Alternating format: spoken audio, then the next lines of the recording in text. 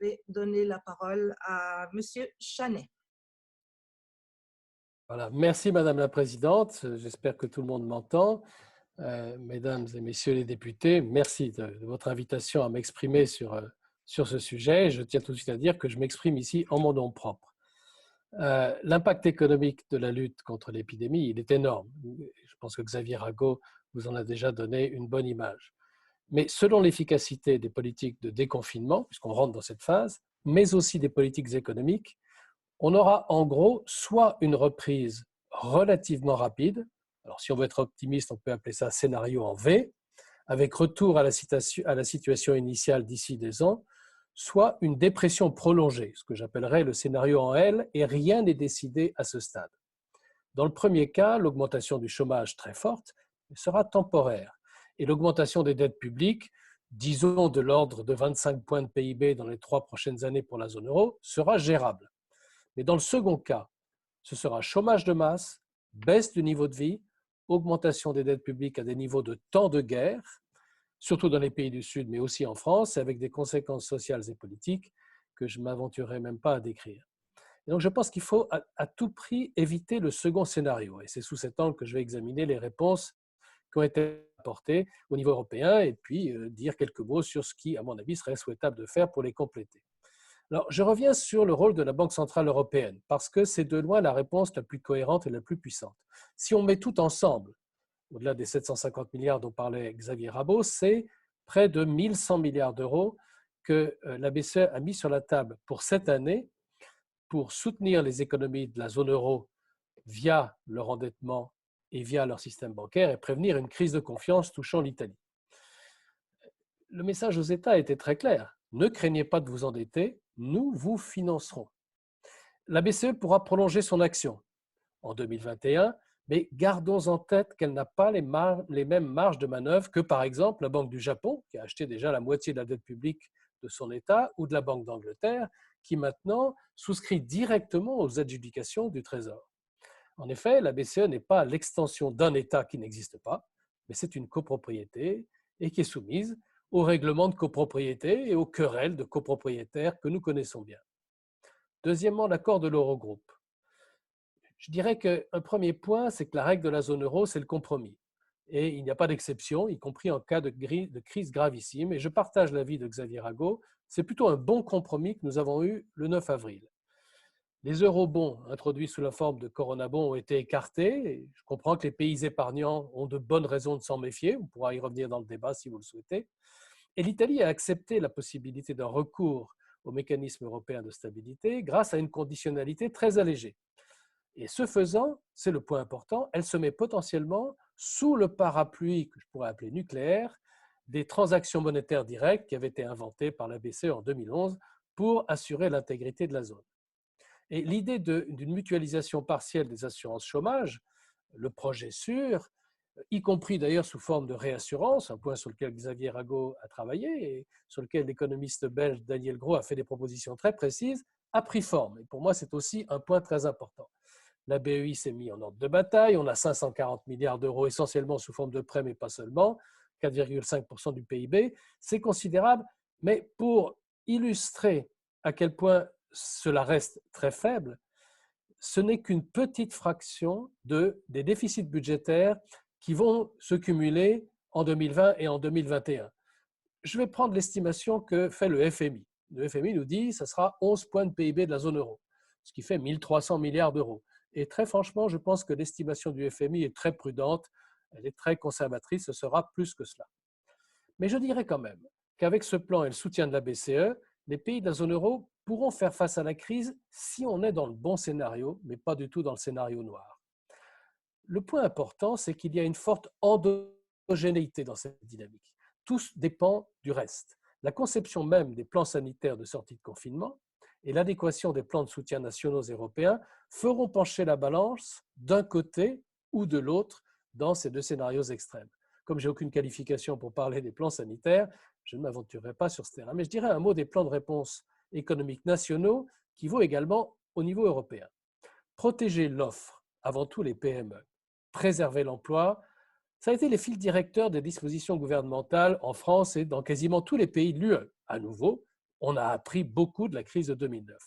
Mais ça montre aussi que les gouvernements ont vite compris la nature du choc, qui est un choc à l'origine, un choc d'offres, et qu'il faut donc empêcher que ce choc déchire le tissu économique en attendant que l'épidémie s'atténue.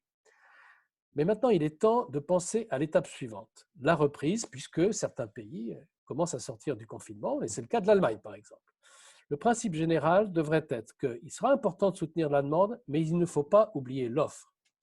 En raison de l'incertitude extrême créée par la crise, les acteurs économiques ne peuvent pas s'inspirer de repères tirés du passé. Et donc, il y a un très fort risque de comportement excessivement prudent des entreprises et des ménages en matière d'investissement pour les premières et de consommation de biens durables pour les seconds. Alors, être clair et transparent sur les modalités de sortie, ça contribuera à réduire l'incertitude, mais ça ne l'annulera pas parce que le virus ne nous a pas encore fait communiquer ses prochains plans. Un soutien à la demande pourra donc être justifié, le temps venu, et, à mon avis, il devra viser à encourager l'investissement des entreprises. Mais c'est aussi du côté de l'offre qu'il faudra agir. Pour beaucoup d'entreprises, la priorité sera dans un premier temps de satisfaire les commandes accumulées alors que la production était arrêtée. L'enjeu est vital. Celles qui seront trop lentes à reprendre la production lorsque ce sera possible seront évincées par leurs rivales plus agiles. Plus de souplesse dans la gestion du temps de travail et des congés, en un mot, dans la mobilisation du facteur travail, pourra faire la différence entre le redressement et la faillite. Et je pense que les pays attentifs à donner le plus de chances de reprise à leurs entreprises s'en sortiront mieux. Je passe maintenant à l'effort européen. J'ai 3 propositions. La première, et je rejoins beaucoup les propos de Xavier Rago là-dessus, c'est qu'il faut considérer dès maintenant le cas de l'Italie comme étant systémique. Inutile de me répéter, c'est le plus grand pays de la zone euro dans ceux qui sont les plus touchés par la crise, celui dont l'économie est la plus faible, le système bancaire le plus fragile, et tout le monde le sait, la dette publique la plus élevée si on met la Grèce à part. À mon avis, la coordination des aides européennes devra se concentrer sur l'Italie, car un naufrage de ce pays mettrait en péril toute l'Europe. Le risque italien est systémique. On devrait privilégier les dons aux prêts.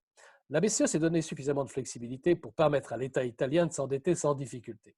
Mais cela ne sera pas suffisant. Et j'aurais tendance à dire que dans l'arsenal mobilisé par l'Eurogroupe, les transferts doivent aller prioritairement à l'Italie. La Grèce et le Portugal font également partie des cas, mais ils sont moins systémiques, ainsi que les aides à la reprise sous forme de prêts. Pour dire les choses très clairement, à qualité de projet égale, la BEI devrait avoir un biais vers l'Italie. En contrepartie de cette solidarité, les partenaires de l'Italie devraient lui demander qu'elle fasse immédiatement une demande de crédit au mécanisme européen de stabilité, de façon à briser toute tentative de spéculation autoréalisatrice, et donc en se plaçant sous la protection de la BCE. Mais ex post, le mécanisme européen de stabilité devrait être habilité à vérifier que les sommes prêtées ont bien été allouées à la lutte contre l'épidémie et ses conséquences, ce qui fait partie de l'accord, mais l'accord ne précise pas que ceci devra être vérifié. À plus long terme, le problème de la soutenabilité de la dette italienne devra être traité. Et ceci sera extraordinairement difficile. Ça ne rentre pas dans le cadre de cette audition, mais je dirais seulement que l'heure de vérité sur la dette italienne s'est brusquement rapprochée à la suite de cette crise. Mon deuxième point porte sur l'aide à l'investissement des entreprises. Et je dirais qu'avant de décider du financement, de la nature du financement du plan de relance que la France a présenté et qui a été adopté par l'Eurogroupe, et vraiment je m'en félicite, il faut se poser la question de à quoi devrait-il servir. Et je vais vous présenter, c'est une illustration, une tentative de chiffrage pour un plan de 1 000 milliards d'euros, 7% du PIB de l'Union européenne, et là on parle de l'Union, et pas seulement de la zone euro, sur une durée de 2 ans, disons jusqu'à la mi-2022. Un premier volet devrait viser à maximiser la vigueur de la reprise, à nouveau pour faire pencher la balance du côté du bon scénario. Il devrait respecter la règle de neutralité économique et stimuler l'investissement en général plutôt que de viser tel ou tel secteur ou telle technologie. Une façon de procéder pourrait être des aides directes au financement d'une fraction donnée des investissements. En 2019, l'investissement de l'ensemble des entreprises dans l'Union européenne représentait environ 3 200 milliards d'euros. Ce sera moins en 2020 et 2021. Une contribution directe de 10%, par exemple, aurait un coût de l'ordre de 300 milliards en année pleine, donc 600 milliards sur cette période de 2 ans. Moins l'aide comportera de conditions, plus elle sera efficace pour la qualité de la reprise. Mais bien entendu, ne seraient éligibles que les entreprises qui affecteront leurs profits exclusivement à l'investissement et le feront dans l'Union européenne. Ça va sans dire et encore mieux en le disant. Mon troisième point pour le plan de relance, c'est d'augmenter massivement l'effort de recherche et ceci pourrait être fait en capitalisant le Conseil européen de la recherche. Pourquoi faut-il viser la recherche fondamentale et appliquée? La recherche a l'immense avantage d'offrir à long terme un rendement social extrêmement élevé, que les économistes spécialisés estiment entre 10 à 15% par an sans qu'il y ait aucun amortissement. Le théorème de Pythagore, la fonction d'onde de Louis de Broglie sont toujours aussi rentables. Et l'amortissement s'est fait quasiment le jour de la découverte. Le financement de la recherche demande des contrôles que des organismes nationaux comme le CNRS ou l'INSERM en France sont à même d'exercer. Mais comment s'y prendre au niveau européen pour bien travailler? Eh bien justement, on dispose d'un organisme exemplaire en termes de gouvernance comme de résultats, le Conseil européen de la recherche, qui distribue, comme vous le savez, environ 2 milliards d'euros chaque année de subventions à des projets de recherche. Ceci représente 0,012% du PIB de l'Union. Alors que le Conseil est devenu une référence mondiale, qu'il a financé les travaux de la plupart de ceux qui sont devenus des prix Nobel dans le domaine scientifique en Europe. Et en plus, son maigre financement risque d'être victime des négociations budgétaires. Et donc l'idée que je propose serait de capitaliser le Conseil et donc d'en faire un fonds européen de la recherche, si il était doté d'un capital de 400 milliards d'euros et vivait de ses revenus en les plaçant, avec l'aide de la BEI par exemple, le Fonds européen de la recherche quadruplerait sa force de frappe annuelle et ne dépendrait plus du budget de l'Union. À titre de comparaison, les fonds de dotation des 10 universités de recherche américaines les plus riches s'élèvent à 200 milliards de dollars. Eh bien, l'Europe rentrerait dans la même catégorie des poids lourds. Pour ces deux volets, financer l'investissement, capitaliser le Conseil européen de la recherche, un financement par emprunt mutualisé serait totalement justifié parce qu'ils ont des effets multiplicateurs très importants pour l'ensemble de l'Union.